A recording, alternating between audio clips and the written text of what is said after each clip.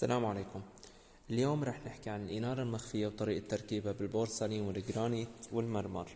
طبعا الإنارة المخفية عنصر مثل ما شايفين جدا مهم لإظهار أي شيء عاملينه بالديكور أو حابين نبرزه ونبرز جماليته فيه. أول حالة نحن رح تكون عنا هون بالمشروع هي إنارة المخفية المثبتة بالبورسلين اللي هو السيراميك. مثل ما شايفين عنا هون البورسلين عنا يا سماكة 1 سنتي. 1 سنتي نزلت فيه بأنف بمقدار 3 سنتي.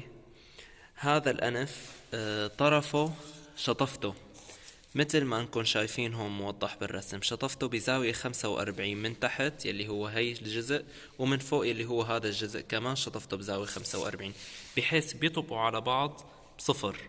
وبعد ما يطبقوا على بعض بنعملهم بالروبة الإسمنتية اللي هي تقريبا بتجي بنفس لون السيراميك الموجود. طبعا الإنارة المخفية مثبتة جوا مثل ما شايفين وعم تعطي ضوء. هي أول حالة عنا.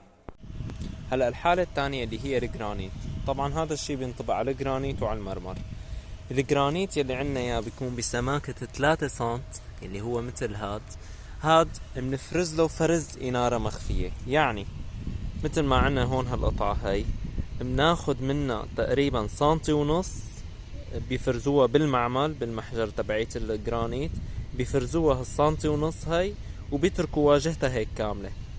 هون هذا 1.5 سنتي بيقعد فيها الإنارة المخفية اللي مثل ما شايفينها هيك. هاد كلياته بيتركوا.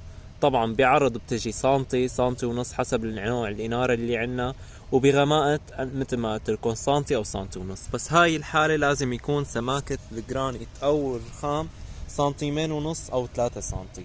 إذا كان أقل من هيك بننتقل على الحالة الثالثة. آخر حالة اللي عنا إياها هي المرمر، بيكون بسماكة 2 أو أقل من 2 سنتي. هاي بنساوي فيها، شايفين هذا الحرف الصغير هون سماكة المرمر الأصلية اللي هي هاي قدمة موجودة درجة. نحن بنجيب قطعة تانية من نفس اللون مرمر مثل هاي، بنلزقها لزق بحيث بتكون 4 سنتي عنا هون. بهي 4 سنتي 2 سنتي اللي دا خالقة من وراها هي بنحط فيها الإنارة المخفية. طبعا بتنلصق بلاصق هي بالمعمل بجيبها بيلصقها، وبعدها بيعملها وجه بوليش ولون على مشان تطلع كلياتها وجه واحد، ما تبين انه منفصلين عن بعض الا اذا الواحد دقق كتير ليبان معاه هذا الخط، اما من بعيد بتبان معاه قطعة واحدة بس. هيك بنكون خلصنا ال3 حالات الموجودة بالمشروع اللي هن 3 حالات تبعوت الإنارة المخفية. إن شاء الله تكونوا استفدتوا. سلام.